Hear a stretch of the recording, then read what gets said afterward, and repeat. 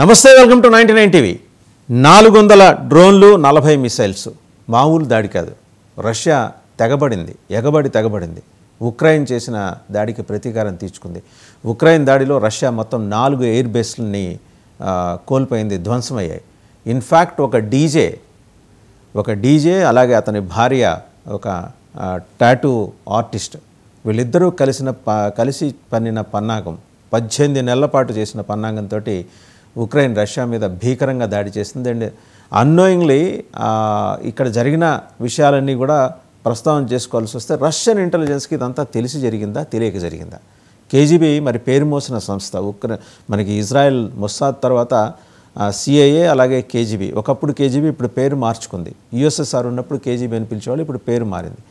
మరి సాక్షాత్తు వాళ్ళ ముఖ్యమైన ఎయిర్ బేస్ల పక్కనే వీళ్ళు ఆఫీసులు తెరుచుకుని మరి ట్రక్కుల ద్వారా దింపించుకున్న డ్రోన్స్, ఆ చిన్న డ్రోన్స్ తోటి ఆ వుడెన్ హౌసెస్ ట్రక్కుల్లో క్యారీ చేస్తూ తీసుకొచ్చిన డ్రోన్స్ని రిమోట్ ఆపరేషన్తో దట్టు అది ఎలా టార్గెట్ని రీచ్ అవుతున్నాయి అనేది విత్ కెమెరా వాళ్ళు చూడగలిగారంటే ఉక్రెయిన్ దగ్గర ఉన్న టెక్నాలజీ ఏంటి? నాటో దేశాలన్నీ కలిసి సహకరించాయా, కేవలం నాటో అయినా అమెరికా కూడా ఉందా అనేది. ఇప్పుడు రష్యా ముందున్న మార్గం ఏంటి? ఎక్సెప్ట్ చైనా తప్పించి మరొకళ్ళు ముందుకొచ్చి నేరుగా ధైర్యంగా రష్యాకి సపోర్ట్ చేసే అవకాశం లేదు.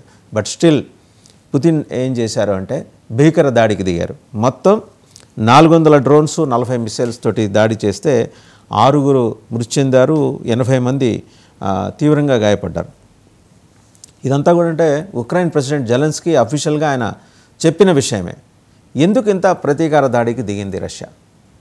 ఒక ఇన్ఎవిటబిలిటీ, జియోపొలిటికల్ అట్మాస్ఫియర్లో తన ఉనికిని తాను చాటుకోవాలంటే పీస్ టాక్స్కి ఇస్తాంబుల్ వెళ్ళి ఓకే చెప్పి వెనక్కి రావటం అనేది అదేదో వెన్నుచూపి రావటంలాగా భావించింది రష్యా. అందుకని ప్రతీకారానికి మేము కట్టుబడి ఉన్నాం, ఇంతకింత రిటాలియేషన్ తీర్చుకుంటామని పుతిన్ చెప్పారు. అండ్ అదే పద్ధతిలో ఆయన తీర్చుకున్నారు కూడా. మొత్తం 9 regions across Ukraine, which included Kyiv, Lviv and Sumy. ఇది ప్రెసిడెంట్ ఉక్రెయిన్ చెప్తాను. 9 ప్రాంతాలని టార్గెట్ చేసి రష్యా ఆల్మోస్ట్ ఆల్ ఉక్రెయిన్ మొత్తాన్ని టార్గెట్ చేసింది, 9 ప్రాంతాలండి. ఆ విషయాన్ని ఒప్పుకుంటున్నారు కూడా Vladimir Zelensky. He has described it as the largest attack since the war began. యుద్ధం మొదలైనప్పటి నుంచి ఇది చాలా పెద్ద దాడి, భీకర దాడి కిందనే ఆయన అభివర్ణించారు. హీ హాజ్ కన్ఫెస్డ్ ఇన్ఫ్యాక్ట్ మేము చేశాం, రైట్, వాళ్ళు కూడా రష్యా కూడా ఊరుకోదలుచుకోలేదు, చేసింది. రష్యాని అండర్ ఎస్టిమేట్ చేశామని ఎక్కడ జెలెన్స్కీ మాట్లాడాల. మొత్తం 400 డ్రోన్లు, 40 మిసైల్స్ రష్యా లాంచ్ చేస్తే 80 మంది గాయపడ్డారు. And some may still be under the debris, ఇంకా శిథిరాల కింద ఉండవచ్చు అని చెప్పి కూడా జెలెన్స్కీ చెప్పుకుంటూ వచ్చారు. And Russia almost all target చేసింది. ఇక్కడ ఇందులో అనుమానం ఏం లేదు. Listing 9 regions from Lviv in the west to Sumy in the north east. వెస్ట్లో ఉన్న పశ్చిమాన ఉన్న లివివ్ నుంచి నార్త్ ఈస్ట్ ఈశాన్యంలో ఉన్న సుమి దాకా మొత్తం కవర్ చేసింది రష్యా. అంటే ఎంత పకడ్బందీ ప్లాన్ చేసింది అనేది ఇక్కడ గమనించాల్సింది. రష్యా మినిస్ట్రీ ఆఫ్ డిఫెన్స్ ఏం చెప్తోందంటే strikes were in response to Kyiv's terrorist acts. అంటే వాళ్ళ డిస్క్రిప్షన్ ఎలా ఉందంటే, ఇప్పుడు మనం పాకిస్తాన్ని టెర్రరిస్ట్ యాక్ట్ అని మనం ఎలా అంటున్నామో వాళ్ళు చేసింది, రష్యా కూడా ఉక్రెయిన్ది టెర్రరిస్ట్ యాక్ట్ అని అభివర్ణిస్తోంది. అంత చాలా క్లియర్గా ఉన్నారు. దానికి రెస్పాన్స్గానే మేము చేస్తున్నామని చెప్పేసి వాళ్ళు మినిస్ట్రీ ఆఫ్ డిఫెన్స్ ఒక ప్రకటన జారీ చేసింది. However it remains unclear whether this attack represents the full extent of Russia's promised retaliation or if president Putin intends to escalate the conflict ఫర్దర్గా ఈ వాతావరణాన్ని భవిష్యత్తులో మరింత వేడెక్కించేలాగా ఖచ్చితంగా తుది స్థాయికి తీసుకెళ్లేందుకు పుతిన్ నిర్ణయించుకున్నారనే కోణంలో చూడాలా, లేదా రిటాలియేషన్గానే కేవలం వాళ్ళు చేశారు కాబట్టి మనం ఉక్రెయిన్ చేసింది కాబట్టి ఇప్పుడు దీన్ని రిటాలియేషన్గానే చూడాలా అనే దాని మీద అయితే స్పెక్యులేషన్ నడుస్తోంది. అంతర్జాతీయ సమాజంలో జియోపొలిటికల్ అఫైర్స్ని అధ్యయనం చేస్తున్న విశ్లేషకులు కానీ పండితులు కానీ వాళ్ళు చెప్తున్నమాట. ఉక్రెయిన్ స్టేట్ ఎమర్జెన్సీ సర్వీస్ చెప్పిన దాని ప్రకారం వాళ్ళు ఫైర్ ఫైటర్స్ 3 చనిపోయారు కివీవ్లో. అండ్ 2 సివిలియన్స్ లట్స్క్లో చనిపోయారు. ఒక పర్సన్ అయితే చెర్నిహివ్ అనే ప్రాంతంలో చనిపోయారని. అదే రష్యా మనం చూస్తే కనుక ఆదివారం ఉదయం ఎర్లియర్ ఆన్ సండే అంటే Russia launched 472 drones and 7 missiles in single overnight assault on Ukraine. మొత్తం 472 డ్రోన్స్ లాంచ్ చేసింది, 7 మిసైల్స్ కూడా ఒకేసారి ఉక్రెయిన్ మీద లాంచ్ చేసింది. Ukraine రిటాలియేటెడ్ against mosques earlier assault, ఇంతకుముందు జరిగింది దాని మీద, by launching FPV first person view drone. దీని గురించి మనం మాట్లాడుకుంది ఇందాక. ఫస్ట్ పర్సన్ వ్యూ డ్రోన్స్ అంటే సో కొద్దిగా ఊరపిచ్చక సైజులో ఉంటాయి. వాటిని ఎట్లా పంపించారంటే వీళ్ళ secret agent, Ukraine secret agent, అతను చాన్నాళ్ళుగా రష్యాలో ఒక సిటీలో ఉంటున్నాడు. అక్కడ ఒక ట్రక్ వ్యాపారం చేసుకుంటున్నాడు, అంటే లైక్ ట్రాన్స్పోర్ట్ వ్యాపారం చేసుకుంటున్నాడు. అతనికి ఒక 4 ట్రక్స్ ఉన్నాయి. ఆ 4 ట్రక్స్ని కూడా ఐడెంటిఫైడ్ ఎయిర్ బేసెస్కి పంపించేశారు. ఆ ట్రక్స్లో ఏంటంటే వుడెన్ హౌసెస్ని, అక్కడ అది మామూలే అలా ట్రాన్స్పోర్ట్ చేయటం పంపించారు. ఆ వుడెన్ హౌసెస్ రూఫ్స్ కింద జాగ్రత్తగా వీటిని ఈ డ్రోన్స్ని పెట్టి, చిన్నపాటి ఫస్ట్ పర్సన్ వ్యూ డ్రోన్స్ని పెట్టి మొత్తం 5 ఎయిర్ బేస్ల దగ్గరికి, ఎక్కడెక్కడ ఉన్నాయంటే అవి Murmansk, Irkutsk, Ivanovo, Ryazan and Amur regions, ఈ 5 రీజన్స్లో ఉన్న ఎయిర్ బేస్ల దగ్గరికి పంపించాడు. పంపించి అక్కడి నుంచి అటాక్ ఎలాగా రిమోట్లో వాళ్ళిద్దరు భార్యాభర్తలు ఇద్దరు కూడా, అతను అతని భార్య, సీక్రెట్ ఏజెంట్ భార్య, బయటికి మాత్రం అతను truck driver and former DJ. So Ukraine president కూడా మరి కళారంగం నుంచి వచ్చినాడు కాబట్టి అట్లాంటి వాళ్ళని ఎంచుకున్నాడు. అండ్ ఈ ఏజెంట్ ఫార్మర్ డీజే, అతని భార్య టాటూ ఆర్టిస్ట్, పేర్లు బొమ్మలు అడిగిన వాళ్ళకి చెక్కుతూ ఉంటుంది. ఈ రూపంలో వాళ్ళు అక్కడ చాన్నాళ్ళుగా చాలా ఏళ్లుగా వ్యాపారాలు చేసుకుంటున్నా కూడా ఎవరు గమనించలేకపోయారు వీళ్ళు యుక్రెయిన్ సర్వీస్ ఏజెంట్ అని. సో ఆ ట్రక్లో సాధారణంగా అక్కడ అలవాటే ఆ వుడెన్ హౌసెస్ అటు నుంచి ఇటు ట్రాన్స్పోర్ట్ చేయటం, ఎవరికైనా అవసరం వాళ్ళు తెప్పించుకుంటారు. మేక్ షిఫ్ట్ హౌసెస్ లాంటివి. వాటి రూఫ్స్లో అంటే మనకి పెంకుటీలకి రూఫ్స్ ఉన్నట్టు అలా అమర్చుకుంటూ వస్తారు. ఆ అమర్చిన వాటి కింద ఈ డ్రోన్స్ పెట్టి జాగ్రత్తగా పంపించి చేసిన అటాక్లో 5 ఎయిర్ బేస్లు ధ్వంసమైన $7.7 బిలియన్ నష్టం రష్యాకు వాటిల్లింది. కోలుకోలేని దెబ్బ, ఒక రకంగా రష్యన్ ఎకానమీకి కోలుకోలేని దెబ్బ. పుతిన్ రగిలిపోయాడు, కామ్గా ఉండదలుచుకోలేదు. రిటాలియేషన్ తీర్చుకోవాలని నిర్ణయించాడు. ట్రూస్ అదే పీస్ టాక్స్ కోసం ఇస్తాంబుల్లో వాళ్ళ ప్రతినిధి వెళ్ళినప్పుడు కూడా, వాళ్ళ ప్రతినిధి ఎవరో కాదు, మాజీ ప్రెసిడెంట్, ఆయన వెళ్ళినప్పుడు కూడా ఆయన చాలా కేటగిరికల్గా చెప్పాడు, మేము వచ్చింది జస్ట్ ఖైదీల ఎక్స్చేంజ్కి సంబంధించి మాత్రం మాట్లాడటానికే, అండ్ ఈ కాల్పుల విరమణ వాళ్ళు శాశ్వతంగా ఉక్రెయిన్ కోరుకుంటుంది, మేము అది కాదు, పరిమిత కాల్పుల విరమణ, అది కూడా నిర్దిష్ట సమయానికి మాత్రమే, స్పెసిఫిక్ పీరియడ్కి మాత్రమే, అండ్ టెంపరరీ సీజ్ ఫైర్ అనే దానికి మేము కట్టుబడి ఉన్నాం. But whereas Ukraine demand is something else. And వాళ్ళు అడుగుతున్నది ఏంటంటే కంప్లీట్గా కాల్పుల విరమణ జరగాలని. అక్కడే ఆయన చెప్పాడు, మెద్నినోవ్ ఆయన చెప్పిన, రష్యా మాజీ ప్రెసిడెంట్ అండ్ ఇప్పుడు రష్యా సెక్యూరిటీ కౌన్సిల్ బాధ్యతలు ఆయన పర్యవేక్షిస్తున్నారు. ఆ రోజులోనే ఆయన టోన్ అండ్ టన్నర్ గమనిస్తే ఖచ్చితంగా రష్యా ప్రతీకార దాడికి దిగుతుంది అనేది చాలా స్పష్టంగా మేనిఫెస్ట్ అయిన అంశం. అండ్ అలాగే according to Ukraine's security service, the attacks damaged or destroyed more than 40 Russian aircraft. ఆ రోజు 40 రష్యన్ ఎయిర్ క్రాఫ్ట్ని లాస్ట్ వీక్ ధ్వంసం చేసింది. అపార్ట్ ఫ్రమ్ 5 ఎయిర్ బేస్లు, 40 ఎయిర్ క్రాఫ్ట్లు, అండ్ నష్టం వాటిల్లింది $7.7 బిలియన్. రష్యా ప్రెసిడెంట్ ఆ తర్వాత వ్లాదిమిర్ పుతిన్ ఆయన ఏమన్నారంటే డొనాల్డ్ ట్రంప్కి ఫోన్ చేసి మాట్లాడింది ఏంటంటే, stating that Moscow would be forced to respond to Kyiv's attack.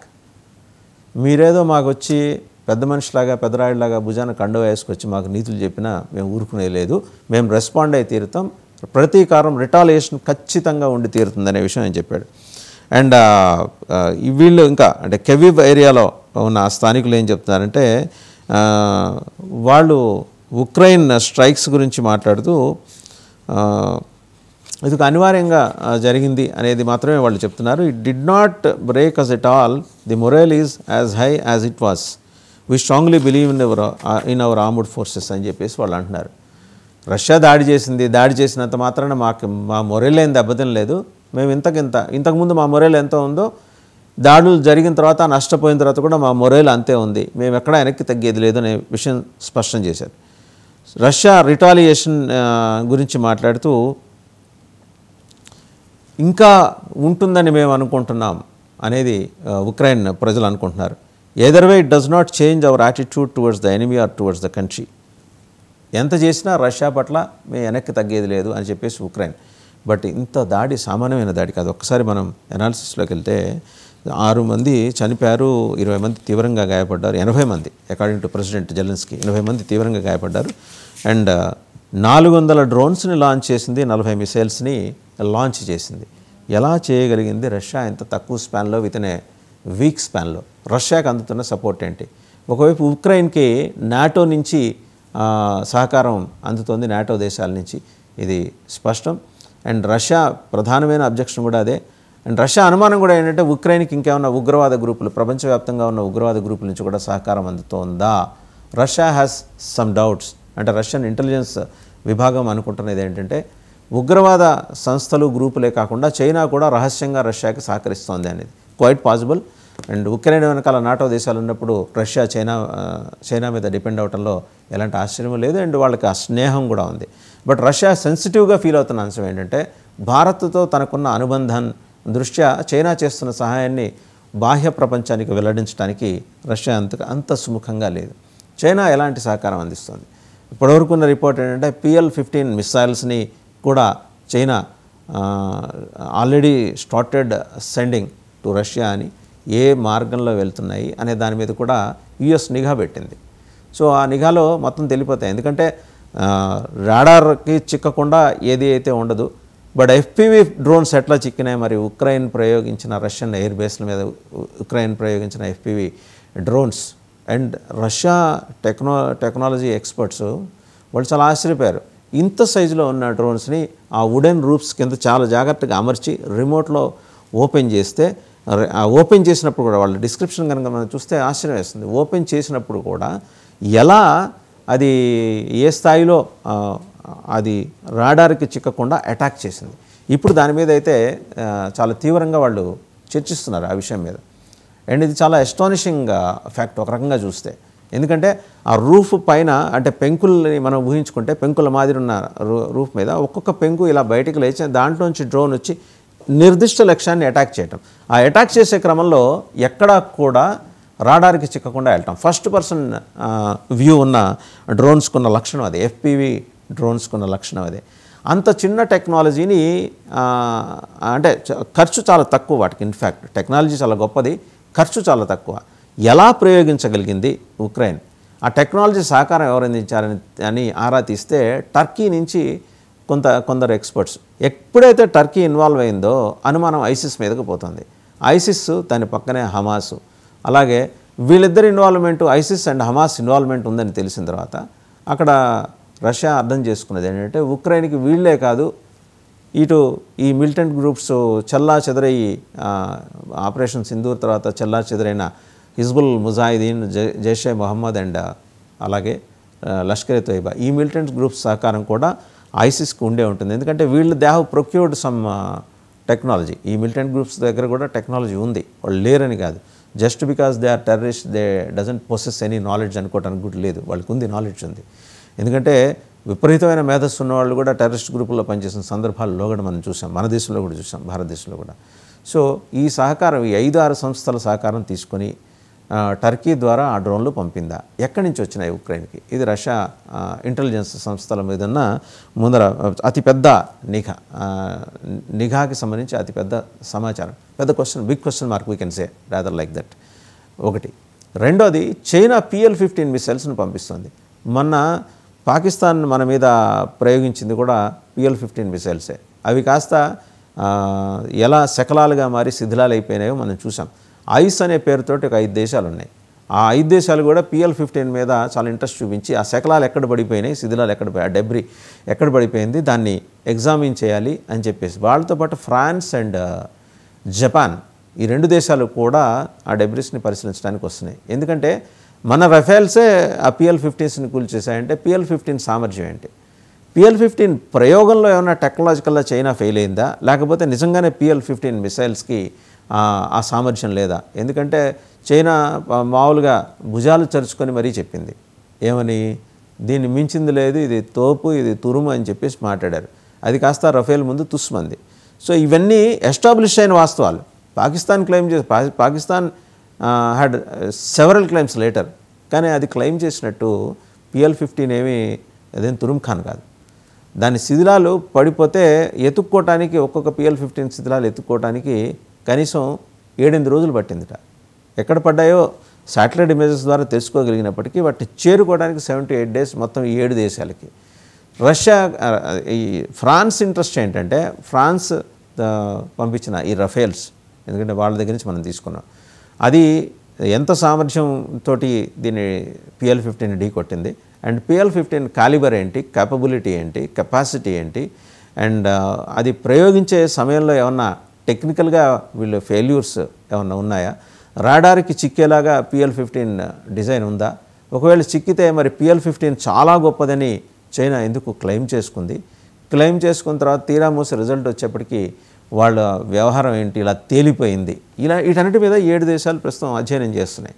And second point, China దగ్గరికి వచ్చేప్పటికి చైనా ఒక మదర్షిప్ని తయారు చేస్తుంది. మదర్షిప్ అంటే ఇది జస్ట్ లైక్ పెద్ద ఎయిర్క్రాఫ్ట్, అది పెద్ద ఎయిర్క్రాఫ్ట్ నుంచి ఎట్ ఏ టైం 100 డ్రోన్స్ని దాంట్లో పెట్టి వాటిని ఆపరేట్ చేయడం. వాళ్ళ క్లెయిమ్ ఏంటి, అది ఇన్ఫ్యాక్ట్ లాస్ట్ ఇయర్ వాళ్ళు చైనాలో ఒక ఎయిర్ షోలో అది చూపించారు. ఈ మదర్షిప్, దాన్ని మదర్షిప్ అని పేరు, ఇంకా చాలా చైనీస్ భాషలో ఏదో పెద్ద పేరు పెట్టారు కానీ వాస్తవంగా మదర్షిప్. మొత్తం 100 డ్రోన్స్ని, చిన్న డ్రోన్స్ ఉంటాయి దాంట్లో విత్ హై కెపాసిటీ. అవి ఇప్పుడు మొన్న గనక మనం చూస్తే ఈ FPV డ్రోన్స్ తోటి ఉక్రెయిన్ ఎలా రష్యాలోని 5 ఎయిర్ బేస్లను కొట్టిందో దానికన్నా ఎక్కువ కెపాసిటీ ఉన్న అదే సైజులో ఉన్న డ్రోన్స్ అవి తయారు చేసి ఎటే స్ట్రెచ్ ఒక్కసారి బటన్ నొక్కగానే 100 డ్రోన్స్ కూడా నిర్దేశిత లక్ష్యాలని ఛేదించడానికి వెళ్తాయి. అండ్ ఎలా వెళ్తాయి అంటే ఇది చైనా క్లెయిమ్. ఎలా వెళ్తాయంటే దారిలో ఒకవేళ ఏదన్నా అవాంతరాలు వచ్చినా, డిఫరెంట్ కంట్రీస్కి సంబంధించిన ఎయిర్ డిఫెన్స్ సిస్టమ్స్ దాన్ని అబ్రప్ట్ చేయాలని చూసినా వాటిని తప్పించుకుంటూ బైపాస్ చేసుకుంటూ వెళ్తాయి, నిర్దేశిత లక్ష్యాన్ని ఖచ్చితంగా చేరుకొని తీరతాయి. సో మేము అది రెడీ చేస్తున్నాం, ప్రపంచం మమ్మల్ని చూసుకుంటే పోసుకోవాలని చెప్పే పద్ధతిలో వాళ్ళు మాట్లాడారు. బట్ టెక్నికలీ స్పీకింగ్ మన ఎయిర్ డిఫెన్స్ సిస్టమ్, మన భారతీయ డిఫెన్స్ సిస్టమ్, వాయు రక్షణ వ్యవస్థ చూస్తే ది మొమెంట్ వాళ్ళు అక్కడ బటన్ ప్రెస్ చేసిన, మదర్షిప్లో బటన్ ప్రెస్ చేసి 100 డ్రోన్స్ని 100 లక్ష్యాలు 100 టార్గెటెడ్ సిటీస్ కోసం అని చెప్పేసి వాళ్ళు బటన్ నొక్కి అది ప్రయోగించే లోపలే మనకి ఎర్లీ వార్నింగ్ సిస్టమ్స్ ఉన్నాయి. వాడు అక్కడ బటన్ నొక్కగానే మన సిస్టమ్స్ యాక్టివేట్ అవుతాయి. మన ఎయిర్ డిఫెన్స్ సిస్టమ్ నుంచి దాన్ని కౌంటర్ చేసే మిసైల్స్ మన దగ్గర ఉన్నాయి. S-400 ఉంది, రఫేల్ ఉంది, అగ్ని ఉంది, సూర్య 8B, సూర్య ఇంకా 5 డెలివరీ కావాలి, 1 డెలివరీ అయింది సూర్య మిసైల్. అండ్ ఇవన్నీ ఉన్నాయి. ఇన్ని వ్యవస్థలు పనిచేస్తున్నప్పుడు ఏ రకంగా అది బటన్ నొక్కే లోపలే వీటిని గాల్లోనే పేల్చేసే వ్యవస్థలు మన దగ్గర ఉన్నాయి.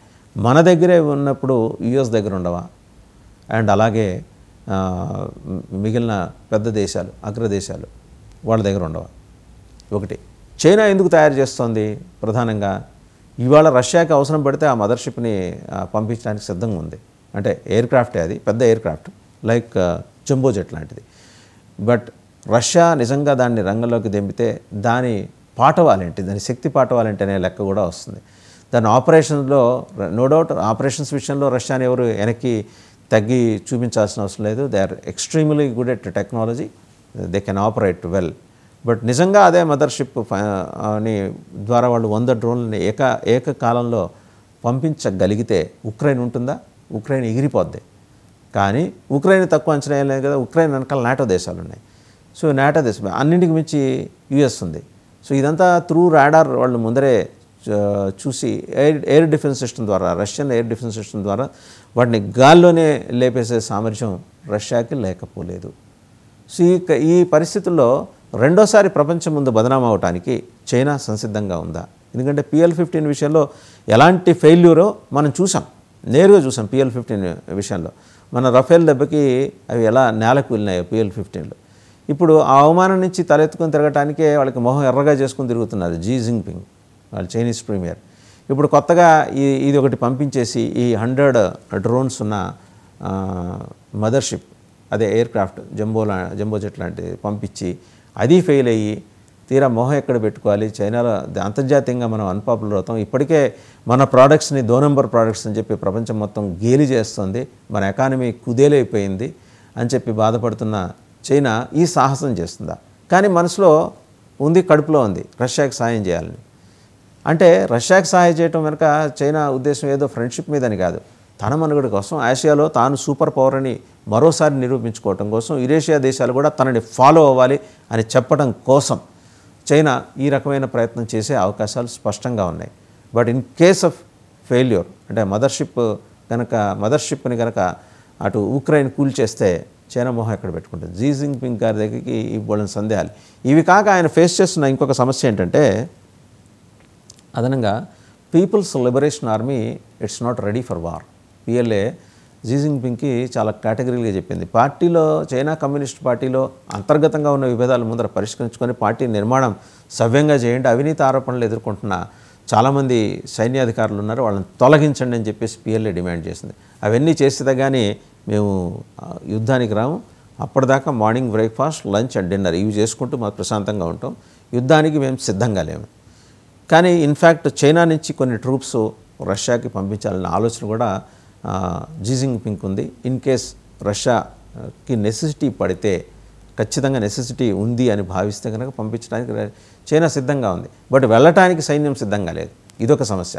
రష్యాకి నైతికంగా సపోర్ట్ ఇవ్వచ్చు, కానీ సాంకేతికంగా సపోర్ట్ ఇచ్చినా సరే అది అక్కడ ఫెయిల్యూర్స్ ఎదురైతే, ఇప్పటికే ఆపరేషన్ సింధూర్ సందర్భంగా పాకిస్తాన్కి సప్లై చేసిన PL-15s నేలకూలిన నేపథ్యంలో ముఖానికి కత్తివాటికి నెత్తురు చుక్కలేని ముఖాలతో తిరుగుతున్న చైనా ప్రెసిడెంట్ అండ్ ఆయన టీం, జీ జిన్పింగ్ అండ్ ఆయన టీము ఇవాళ ఇంకో కొత్త సమస్యని నెత్తికెత్తుకోవడానికి సిద్ధంగా లేరు. అలాగని రష్యా అడిగిన సహాయాన్ని మరి నిరాకరించే పరిస్థితి లేదు. ఎందుకంటే రష్యా దగ్గర ఈ ఆయుధాల రిజర్వ్ తగ్గిపోతుంది. ఈ యుద్ధం కారణంగా ఇప్పుడు బడ్జెట్ పెరిగిపోయింది అండ్ కొత్త టెక్నాలజీని అడాప్ట్ చేసుకోవడానికి గడిచిన 3 ఏళ్ళుగా వాళ్ళకి సమయం చిక్కట్లేదు, ప్రయత్నాలు చేస్తున్నారు. కానీ మరోపక్క మనకి కంట్లో నలుసు, చెవిలో జోరీగా, పంటి కింద రాయిలాగా ఉక్రెయిన్ సతాయిస్తూ ఉంది రష్యాని. సో ఈ క్రమంలో వాళ్ళు కాన్సన్ట్రేట్ చేయలేకపోతున్నారు వాళ్ళ ఎయిర్ డిఫెన్స్ సిస్టమ్ని స్ట్రెంథన్ చేసుకునే విషయంలో కానీ, అలాగే కొత్త ఆయుధాలని సమీకరించుకునే దిశగా కానీ అండ్ అడ్వాన్స్డ్ ట్రైనింగ్ సైన్యానికి ఇచ్చే దిశగా కానీ రష్యా కొంత సతమతమవుతున్న మాట వాస్తవమే. అలాగని రష్యా ప్రావెస్నెస్ని టెక్నాలజికల్గా ఎవరు అండర్ ఎస్టిమేట్ చేయలేరు, ఏమాత్రం తక్కువ చేసి చూడలేరు. వాళ్ళ దగ్గర తగినంత సమయం లేదు, తగినంత మంది సిబ్బంది లేరు, తగిన ఆయుధాలు లేవు. సో ఈ క్రమంలో ఇప్పుడు ఈ ఆయుధాలని, సిబ్బందిని పంపించడానికి ఒకవేళ చైనా ముందుకొస్తే చైనా నుంచి పీపుల్స్ లిబరేషన్ ఆర్మీ కవాత్ మనం చూడొచ్చు. ఎందుకంటే అతి పెద్ద మిలిటరీ వ్యవస్థ చైనాది. Nobody can rule out. శత్రువు అయినా సరే శత్రు కెపాసిటీని, ఆ ధైర్యాన్ని, స్థైర్యాన్ని మనం అభినందించి తీరాలి. బట్ టెక్నాలజికల్గా వీళ్ళు పంపించే ఆయుధాల నాణ్యత ఏంటి, దాని పనితీరేంటి, వాటి సామర్థ్యం ఏంటి అనే దగ్గర రష్యాకి కూడా డౌట్స్ ఉన్నాయి, అందరికీ ఉన్నట్టే. ఆ PL-15 లాగా ఒక్కసారిగా నేల కూలిపోతే రఫేల్ ముందర నేల కూలినట్టు మన పరువు ఏం గాను, నీ పరువు పోతే పోయింది, మా పరువు కూడా పోతుంది కదా అంతర్జాతీయ సమాజంలోని రష్యా అధ్యక్షుడు మరి Putin China premier Xi Jinping తోటి అన్నట్టు చెప్పింది. అయితే జీ జిన్పింగ్ ఒకటే అన్నారట, పాకిస్తాన్ అంటే ఏదో వాళ్ళకి మా దగ్గర అడుగు పొడుగు ఉన్నాయి పంపించాం, మీకంటే పర్ఫెక్ట్గా పంపిస్తాం కదా. మనం రేషన్ దుకాణాలకు వెళ్తే మనకి ఫస్ట్ ప్రీమియర్ రైసు, అలాగే సెకండ్ గ్రేడ్ రైసు ఎలా ఉంటాయో అలాగే అన్ని రకాల పల్సెస్లో వీళ్ళ దగ్గర కూడా అంతే. పాకిస్తాన్ అనేసరికి ద్వితీయ శ్రేణి, తృతీయ శ్రేణికి చెందిన second rate, third rate weapons పంపించాం, బట్ మీకైతే పర్ఫెక్ట్ PL-15s పంపిస్తాం, వాటికి ఓన్లీ PL-15 స్టిక్కర్ వేసి పంపించాం అని చెప్పినట్టుగా సమాచారం. సరే, ఆ రెడ్ స్టిక్కర్ వేసి పంపించినా వేయకుండా పంపించినా పాకిస్తాన్కి పెద్దగా దాని మీద నాలెడ్జ్ లేదు కాబట్టి నడిచిపోతుంది. బట్ రష్యాతో అలా కాదు. రష్యా డిఫెన్స్ సిస్టంలో మెరికల్ లాంటి వాళ్ళు ఉన్నారు, మామూలు కాదు, మెరికల్ లాంటి వాళ్ళు ఉన్నారు. సో వాళ్ళు ఈజీగా ఐడెంటిఫై చేస్తారు. కాబట్టి చైనా పర్ఫెక్ట్ PL-15 మిసైల్స్నే పంపించే అవకాశం ఉంది. బట్ సైన్యం కూడా అవసరం పడుతుంది. ఎందుకంటే ఉక్రెయిన్ మీద భీకర దాడి చేసింది రష్యా, మామూలు దాడి కాదు. మొత్తం 400 డ్రోన్లు, 40 మిసైల్స్ని, 400 డ్రోన్స్ తోటి విధ్వంసం సృష్టించింది. 9 ఏరియాస్ని ఉక్రెయిన్ ఆల్మోస్ట్ కవర్, ఎక్కడి నుంచి వెస్ట్ నుంచి నార్త్ ఈస్ట్ వరకు 9 మేజర్ ప్రావిన్సెస్ని, మేజర్ సిటీస్ అనుకోవచ్చు, కవర్ చేసింది. 6 చనిపోతే 80 మంది తీవ్రంగా గాయపడిన పరిస్థితి. శిథిలాల కింద ఇంకెంతమంది ఉన్నారనేది కూడా చెప్పలేకపోతున్నామని జెలెన్స్కీ అంటున్నారు. సో యుద్ధం అనివార్యంగా ఉన్నప్పుడు ఖచ్చితంగా వెనక నిలబడేది రష్యాకి చైనా అనేది స్పష్టమైంది. అండ్ అలాగే ఉక్రెయిన్ వెనకాల నాటు దేశాలు. బట్ భారతదేశం స్టాండ్ ఏంటి, ఎలా ఉండబోతుంది, ఇద్దరిని కూర్చోబెట్టి మాట్లాడుతుందా, అలాగే ట్రంప్ చేస్తున్న ఈ పెద్దరికం వ్యవహారం భుజాన కండువా వేసుకుని కూర్చొని మాట్లాడుతుందా, నైతిక మద్దతు ఎవరికి ఇస్తుంది? వాస్తవంగా ప్రధానమంత్రి మోడీ స్పష్టం చేశారు, దయచేసి యుద్ధం విరమించండి లోగడే. సో యుద్ధం విరమించడానికి పుతిన్ సిద్ధంగా లేనప్పుడు, జెలెన్స్కీ వెనక్కి తగ్గినప్పుడు, ఆ మాటకి రెస్పాండ్ కానప్పుడు భారతదేశం స్టాండ్ ఎలా ఉండబోతుంది అనేది మనం వేచి చూడాల్సిన అవసరం.